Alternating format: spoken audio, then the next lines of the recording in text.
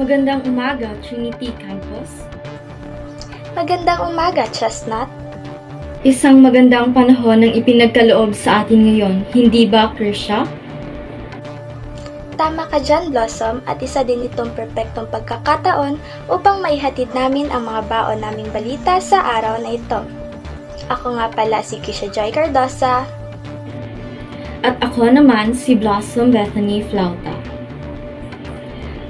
At narito kami upang ihatid ang mga maiinit na balita sa inyong lahat. Para sa mga pangunahing balita, Basilan Representative Mujib Hataman nagpasa ng panukalang batas laban sa diskriminasyon. Pandemya, nakakaapekto ba sa mga mag-aaral? At ang lagay ng kahirapan sa bansa, patuloy nga bang nararanasan? Ang diskriminasyon ay isa sa problema ng ating lipunan. Ang diskriminasyon ay ang hindi patas o masamang pagtrato sa mga tao at grupo batay sa mga katangian tulad ng lahi, kasarian, edad o orientasyong sexual.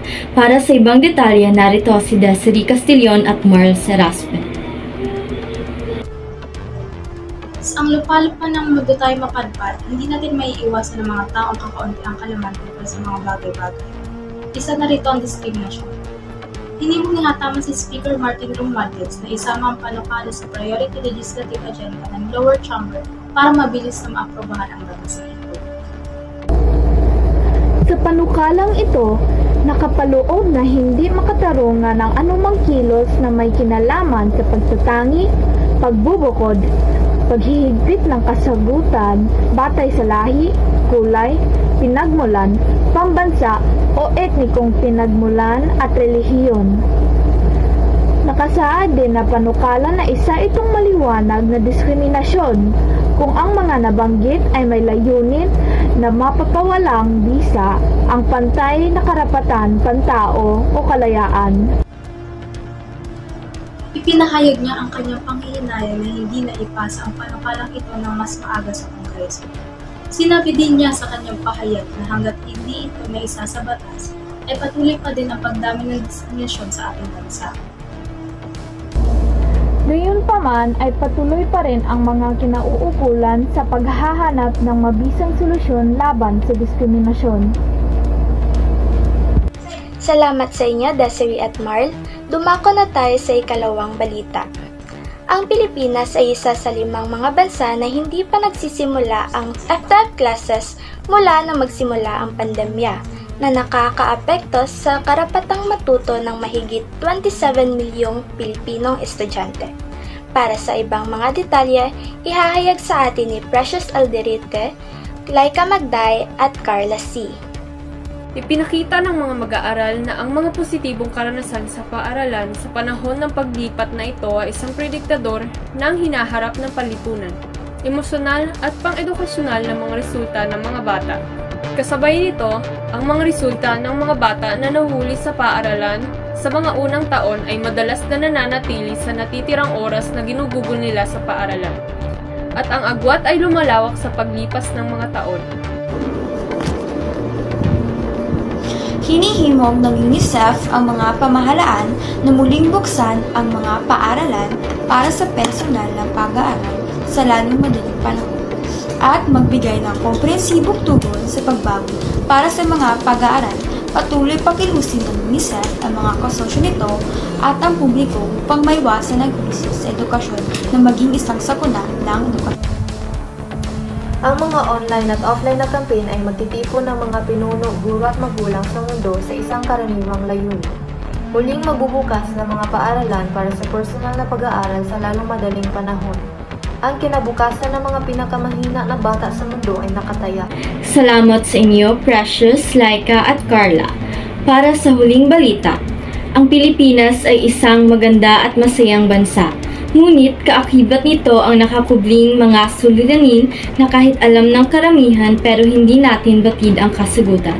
Para sa ibang mga detalye, narito sina Catherine Luardo at Harmony Mendoza. Kahirapan ay isa lamang sa maraming suliranin na hinaharap ng Pilipinas. Isa itong suliranin na ilang dekada ng problema ng ating bansa. Maraming dahilan na kahirapan sa Pilipinas. Isa ba dito ay ang mga korap na politiko ng ating bansa.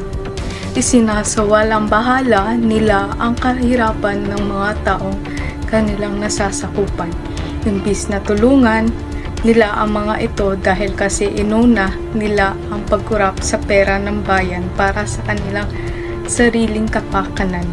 Isa rin sa dahilan ay ang kawalan ng trabaho dito sa ating bansa. Ang saklaw ng kahirapan sa mga magbahay ay tumaas mula 24.4% noong 2003 hanggang 26.9% noong 2006. At ang bilang ng mahihirap na pamilya ay napunta mula sa 4.0 milyon noong 2003 hanggang 4.7 milyon noong 2006. Ang index sa bilang ng mga pinuno ay tumaas mula 30.0% noong 2003 hanggang 3% noong 2006.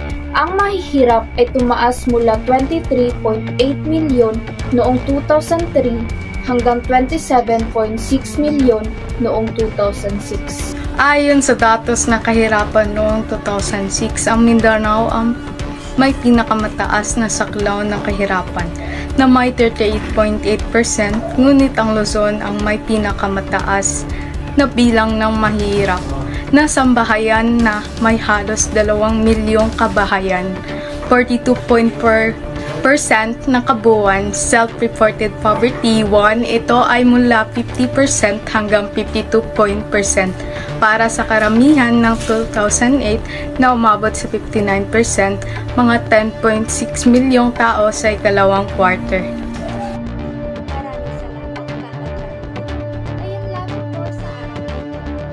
Muli, ako si Blossom Bethany Flauta. At ako naman si Krisha Joy Cardosa. At kami ang inyong tagapaghatid ng balita sa araw na ito gamit ang tungkulin ng wikang informatibo. Maraming salamat!